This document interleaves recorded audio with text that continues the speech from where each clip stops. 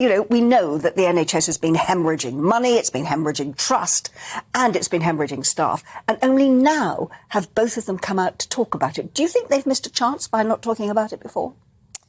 Well, I think they're in danger of looking as though they've attended to it at a later stage in this procedure. I mean, we've heard a great deal about tax, and of course that's a very important discussion. But it's quite a sort of sterile discussion, and not necessarily the thing that's greeting people every day with their immediate concerns, as it were. What we are hearing, though, is a lot of rather incremental suggestions, some of which may be perfectly sensible in and of themselves.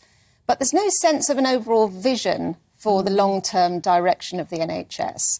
And Liz Truss in particular, her background was in a think tank, Reform UK, which very much concentrates on how one does reform the public services. So I would be surprised if she didn't have a more, shall we say, coherent view of what should be done with this. But of course, for the time being, this campaign is addressing party members. And I think it's been very narrow in its focus for that reason. Yeah, well, there is a poll out today which says that 88% of Conservative voters do want NHS to be on the agenda for the candidates.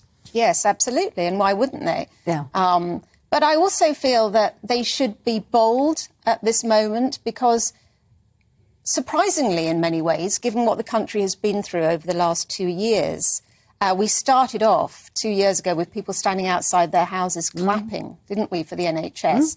In a way that felt actually rather alien to the British culture, rather lacking in you know, it was a bit of a sort of emotional response, if you like.